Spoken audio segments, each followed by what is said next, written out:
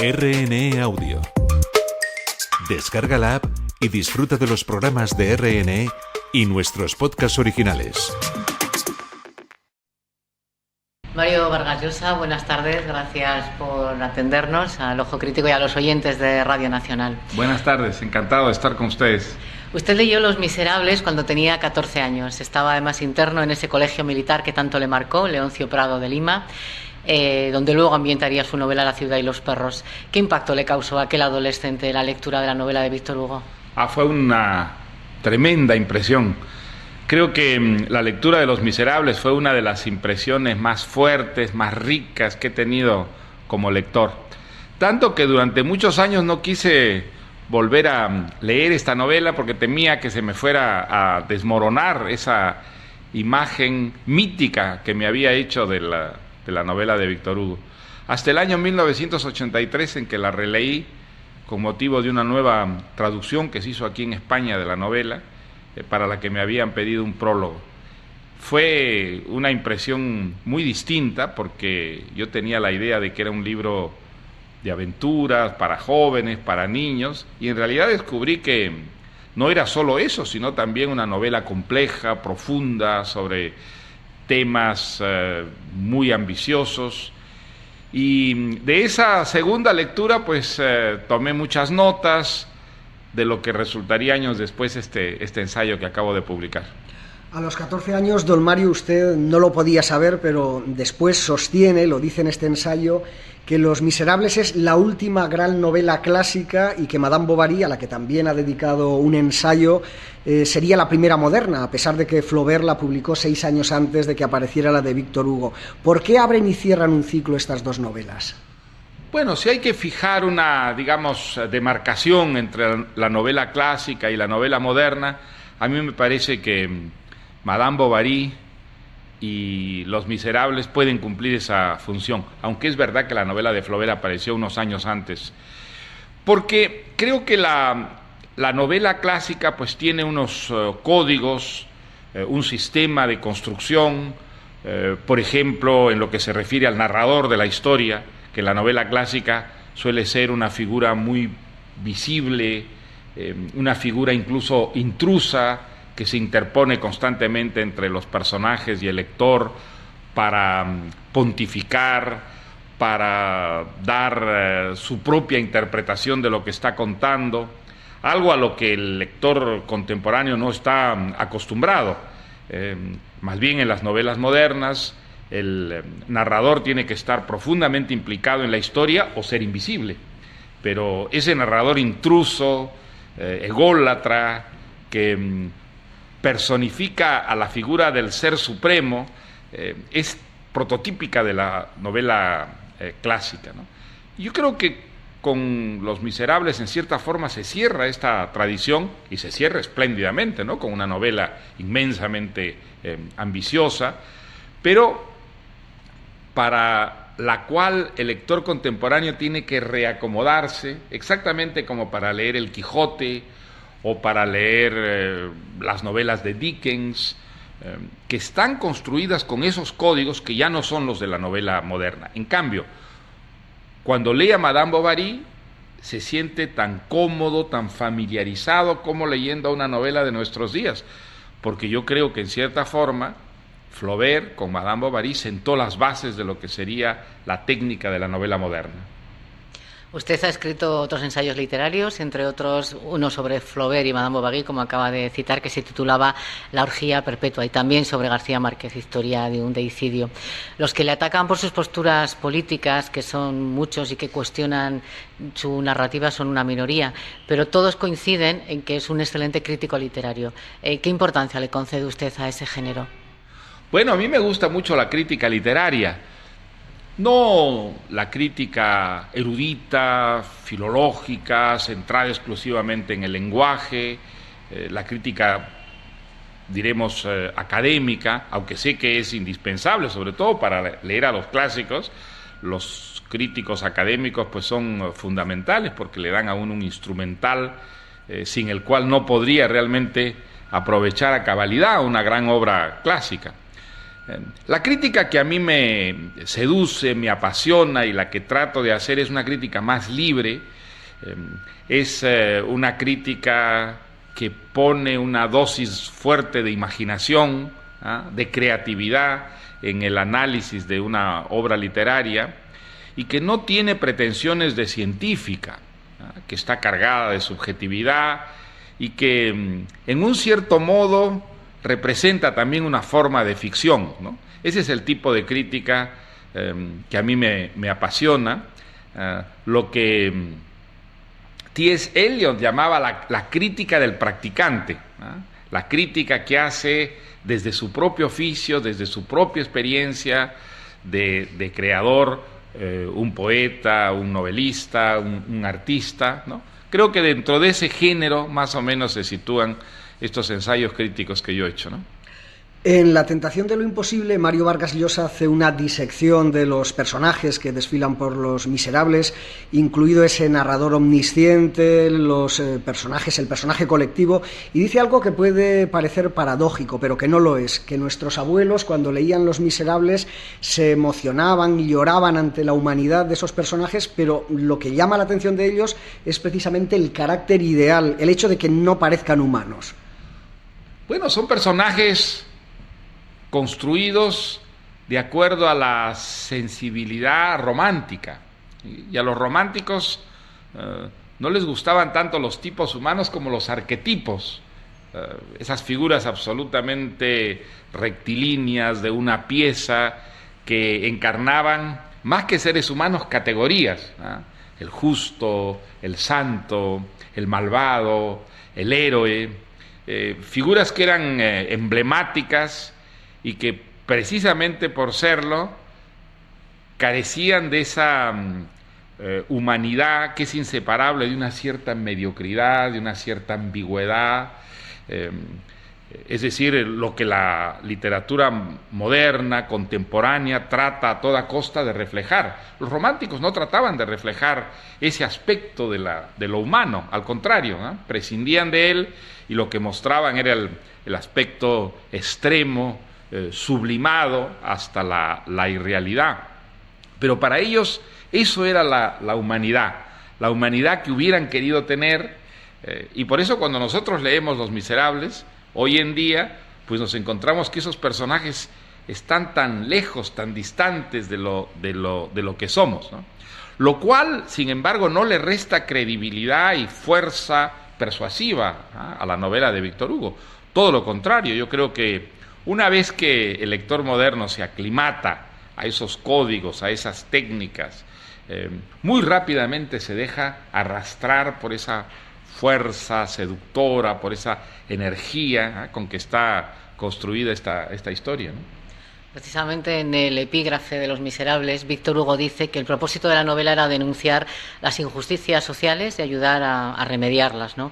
Aunque algunos obispos luego mandaron quemar el libro. Usted dice que puede leerse casi como un tratado religioso, que Víctor Hugo se arrogó casi esa función sacerdotal.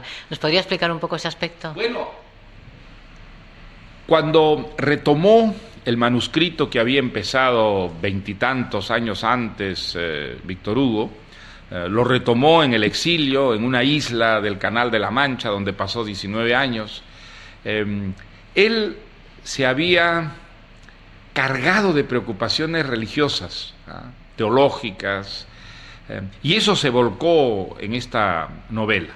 Una novela que, sobre todo en la parte final, adquiere unas características morales, metafísicas, de descripción de la lucha entre el bien y el mal, y el tema que prevalece, que se impone, es el de la redención, ¿no? Jean Valjean fue en su juventud injustamente castigado, enviado a prisión, pero cuando sale de prisión es un ser sin sentimientos, es un ser cruel, que le roba a un niño, que le roba al obispo generoso, caritativo, que lo asila, y sin embargo a partir de ese momento algo ocurre en este hombre que lo va a llevar a lo largo de infinitos padecimientos y sacrificios a convertirse en un santo, en un justo, algo que para Víctor Hugo es simbólico de lo que va a ocurrir con la humanidad e incluso con el demonio, con Satán, el que en esta visión teológica delirante de su última época, Víctor Hugo pronostica que será perdonado por Dios de tal manera que al final el mal desaparecerá del mundo y del trasmundo y que se instalará una etapa de armonía, de justicia, de bondad por los siglos de los siglos. Él dice que Los Miserables, de alguna manera, es una novela en la que esta idea, esta visión profética de lo que será el futuro de la humanidad está ya inscrita, ¿no? Están en la sintonía de Radio Nacional de España, esto es El Ojo Crítico y esta tarde tenemos como invitado a Mario Vargas Llosa, que nos está hablando de su ensayo La tentación de lo imposible, un ensayo en torno a Los Miserables de Víctor Hugo. Y en el final de este libro usted afirma que ninguna novela ha hecho avanzar a la humanidad ni siquiera unos milímetros hacia ese ideal de justicia que hay en Los Miserables, pero sí han conseguido las novelas hacer soñar a los lectores con un mundo más justo. ¿Esto no es una conclusión derrotista, don Mario? Bueno, lo que digo es que no podemos nosotros comprobar si una gran obra literaria ha producido esos cambios históricos. No niego que puedan ocurrir, ni muchísimo menos. Yo no creo que la literatura sea gratuita, todo lo contrario. Yo estoy convencido por mi propia experiencia de lector que los buenos libros que he leído me han hecho un ser más vivo, más sensible, más crítico de lo que sería sin esas lecturas, ¿no?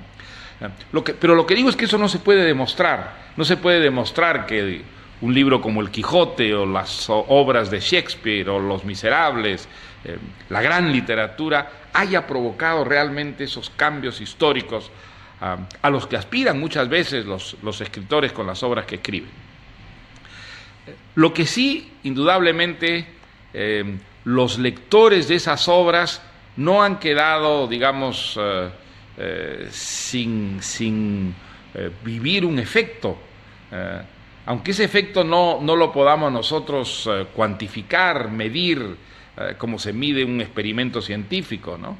Pero indudablemente la gran literatura aumenta la sensibilidad, estimula la imaginación y sobre todo, y creo que esta es su gran contribución, desarrolla en nosotros una actitud crítica frente al mundo en el que vivimos, frente a la sociedad en la que estamos inmersos, y creo que ese es un motor del progreso. La civilización humana pues no hubiera avanzado como lo ha hecho si no hubiera habido una insatisfacción que llevara a los seres humanos a desear y a luchar por un mundo distinto, ¿no? Víctor Hugo es todavía hoy, creo que un autor bastante desconocido, aunque en su caso vida y literatura estaban más unidas que en otros autores. Tuvo una vida llena de aventuras en la que hubo además una evolución ideológica bastante radical, de monárquico, constitucional y liberal a radical y republicano. Hay un personaje que a lo mejor encarna esa evolución dentro de la novela. Marius podría ser. Efectivamente, en Marius él volcó sobre todo lo que fue su evolución política, ¿no? Como Víctor Hugo, Marius es de joven, por la influencia de su abuelo, un monárquico, legitimista y diríamos con un lenguaje más moderno, reaccionario. Pero luego, como el propio Víctor Hugo, experimenta una evolución política, deja de ser monárquico, se vuelve republicano e incluso va a compartir la rebelión con estos jóvenes republicanos del ABC, en las barricadas de las calles de París.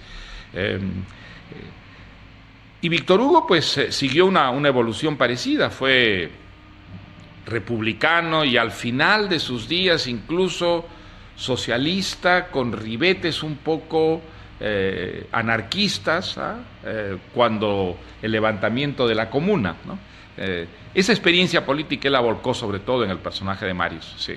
Habrá quien piense, don Mario, que ha sido una evolución inversa a la que sufrió usted, que fue un joven con veleidades de izquierdas, que apoyó a Castro y que luego ha derivado pues en defensor del liberalismo. No sé si a lo mejor habrá quien piense eso, ¿no?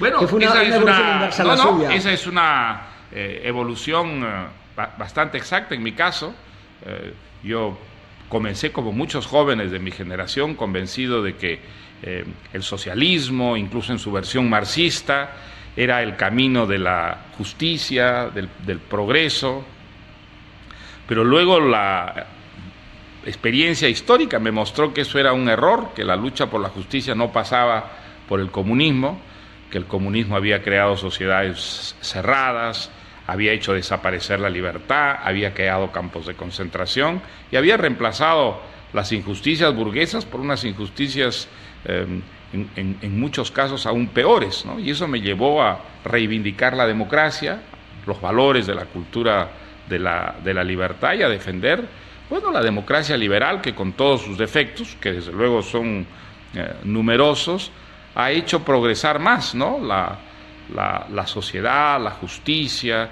y sobre todo la libertad. Es una evolución que yo creo han vivido muchas mujeres y muchos hombres de mi generación en América Latina, en Europa, en la propia España, un poco condicionados por una realidad histórica, ¿no? Sin embargo, a usted, por lo que he leído, no le gusta que le tachen de conservador, ¿no? No soy conservador. Hay una diferencia entre ser un liberal y un conservador, ¿no? Un conservador cree que el modelo a seguir está detrás de nosotros, que hay que conservar, ¿no es verdad?, ciertos valores, ciertos sistemas que han sido entronizados gracias a una tradición. No, los liberales no creemos que el modelo esté en el pasado, creemos que está en el futuro. No nos sentimos satisfechos con la sociedad presente, al contrario, pensamos que esa sociedad debe evolucionar, debe cambiar, debe progresar, que hay demasiadas injusticias, demasiadas desigualdades, y creemos que el camino para conseguir eso es el de la libertad, ¿no? Esa es la diferencia entre un liberal y un conservador. Don Mario, ayer durante la presentación de La tentación de lo imposible, nuestros compañeros periodistas insistieron por todos los medios en intentar arrancarle a usted una opinión sobre las elecciones norteamericanas. Ayer tocaba hablar del libro, hoy estamos hablando de este libro, de La tentación de lo imposible, pero yo no sé si ya ha tenido usted tiempo de hacer ese pequeño análisis de lo que ha ocurrido. Lo que me pareció es que ayer en ese acto no correspondía, ¿no es verdad?, desnaturalizarlo hablando de un tema de actualidad muy importante, sin ninguna duda. Ese acto había sido convocado para hablar de un libro que tiene que ver con la literatura y no con la política. Pero yo nunca he rehuido las opiniones políticas, al contrario, me he pasado la vida dando opiniones y opiniones muy claras, lo que me ha llevado muchas veces pues a polémicas con colegas, con comentaristas que no comparten mis ideas. Y sobre las elecciones norteamericanas he dado ya muchas opiniones. Yo dije que en esa confrontación hubiera preferido el triunfo de Kerry, aunque sin mucho entusiasmo, porque el senador no me parece una persona demasiado convincente, pero sí creo que con Kerry en la Casa Blanca, por ejemplo, esa gran crispación que existe hoy día entre Estados Unidos y una parte importante de Europa se hubiera suavizado considerablemente. Kerry tiene una actitud mucho más abierta y simpática hacia Europa que Bush, y que también en los temas internos norteamericanos la política de Kerry es una política más abierta y liberal, ¿no? Temas como el aborto, los matrimonios gays, la experimentación con células madre, todo eso con Kerry creo que hubiera ido mejor. Contrariamente a lo que han dicho muchos diarios europeos, creo que con Kerry no hubiera cambiado para nada la política respecto a Irak, ¿eh? Creo que en eso hay en Estados Unidos un consenso muy amplio que hubieran aplicado demócratas igual que republicanos. Pero en las otras cosas sí, apoyo masivo que ha tenido Bush creo que va a dificultar muchísimo el apaciguamiento, el restablecimiento de la colaboración y la amistad entre Europa Occidental y Estados Unidos. Y eso me parece muy lamentable para Estados Unidos, pero sobre todo para Europa, ¿no? Si me permite una pregunta más, luego volvemos a tomar el mundo de la cultura sobre este tema de política internacional. Hay otro tema que también preocupa mucho a Europa y a Estados Unidos, ¿no?, que es la lucha contra el terrorismo. Ahí, ¿cómo ve, y la guerra ahora mismo de Irak, cómo ve ahora mismo esa situación con la reelección de Bush? El terrorismo hay que combatirlo con gran energía y con una conciencia clara de la superioridad de la cultura democrática, de la sociedad democrática, frente a quienes creen que el terror es un medio justificado de la lucha política. Hoy en día el terror, aunque está siempre confinado en grupos pequeños y minoritarios, puede causar daños indescriptibles a las sociedades libres, a las sociedades democráticas, porque hay una tecnología bélica capaz de producir verdaderos estragos que está al alcance de quien tiene los recursos y de quien tiene el fanatismo necesario para utilizarlos. Entonces, frente a eso no creo que haya alternativa a una política firme, resuelta, de combatir y derrotar al terrorismo.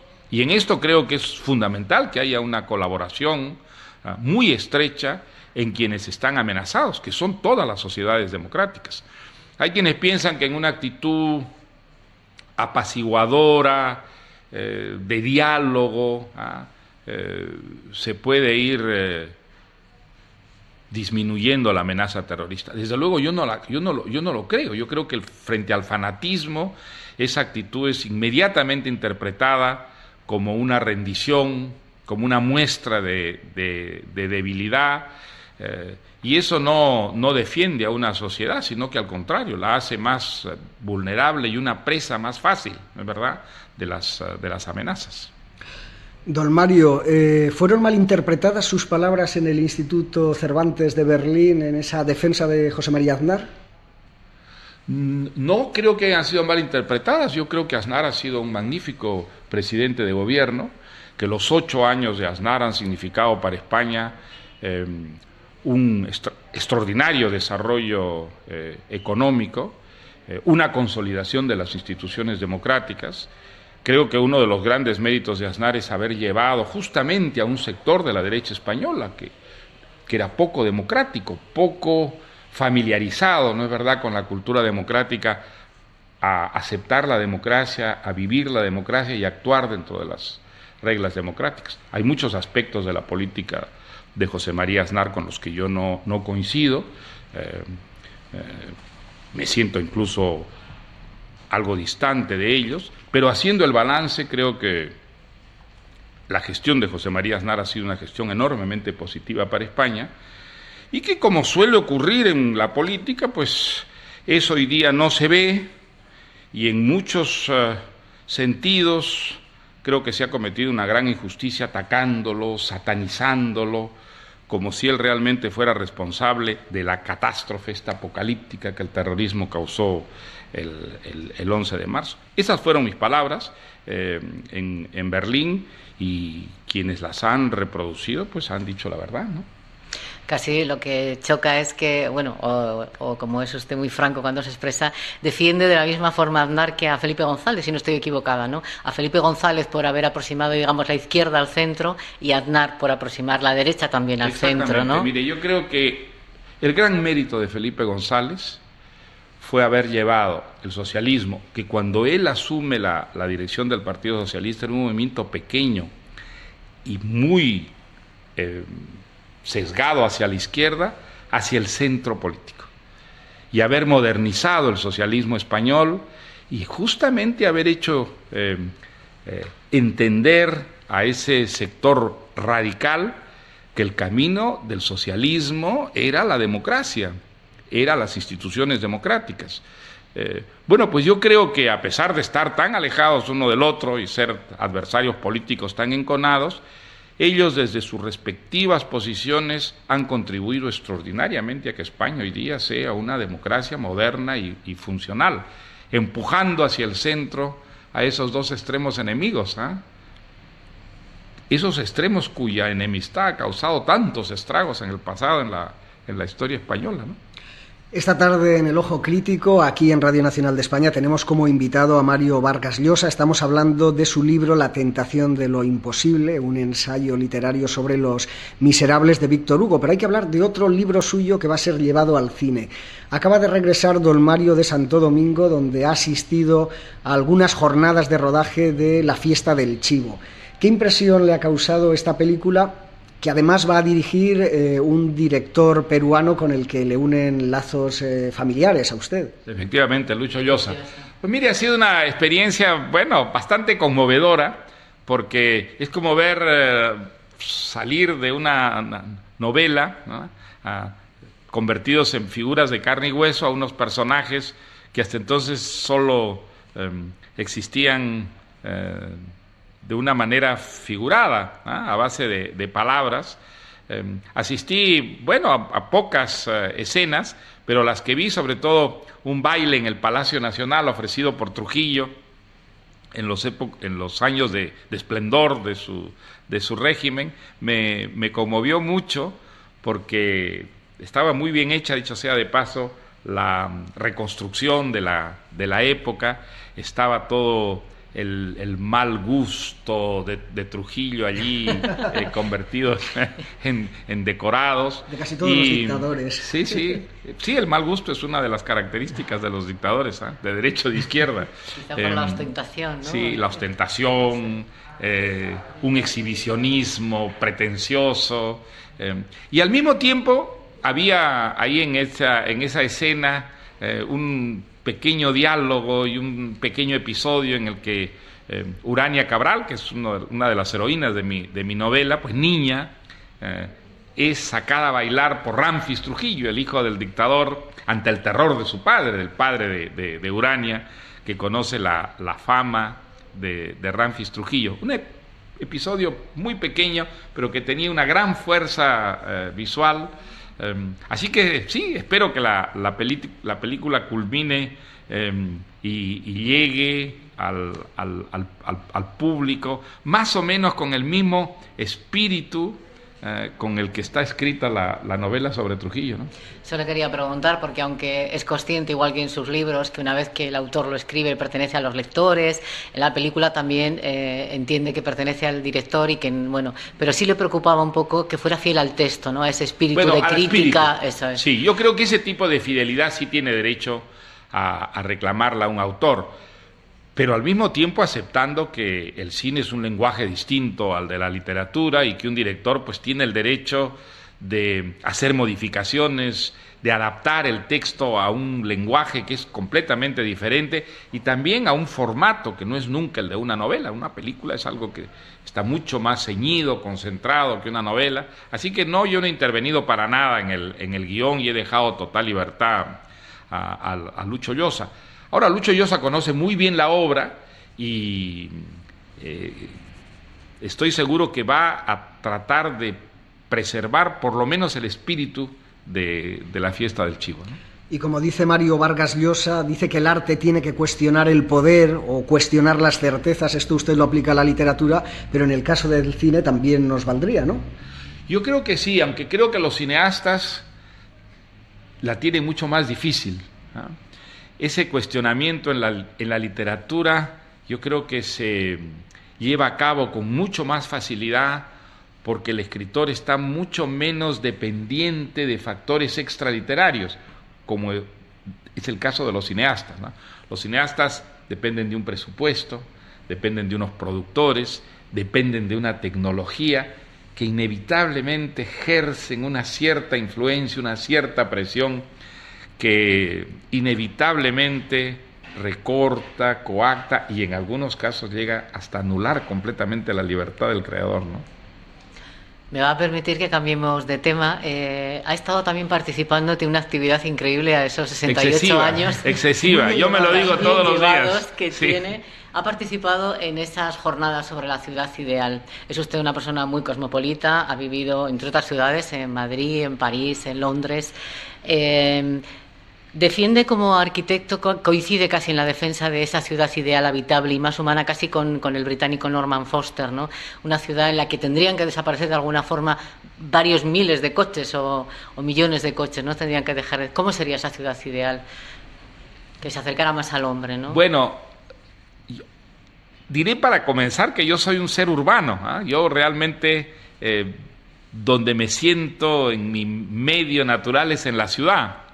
O sea que no tengo ninguna nostalgia de campo, no, a mí la ciudad me colma, ella tiene todo lo que yo realmente necesito para realizar mis aspiraciones.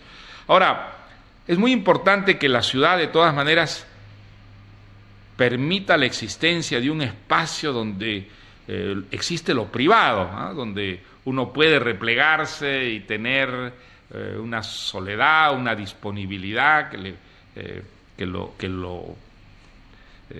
le permita trabajar, ¿no? Con concentración, eso me parece muy importante. Y al mismo tiempo creo que es muy importante que la ciudad sea diversa, que en la ciudad hay espacio para todos los apetitos, todas las aficiones, todas las disposiciones, dentro, lógicamente, de un consenso que permita la convivencia y frene el abuso y el atropello. Pero esa diversidad creo que es absolutamente fundamental, ¿no?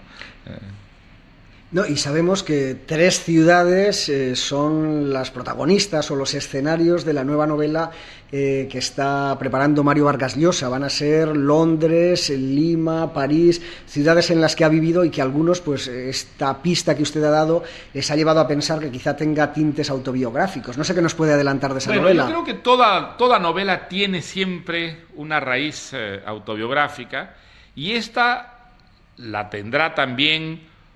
Aunque solo sea por el hecho de que yo he vivido en todas esas ciudades, en las épocas en las que esa novela transcurre en dichas ciudades.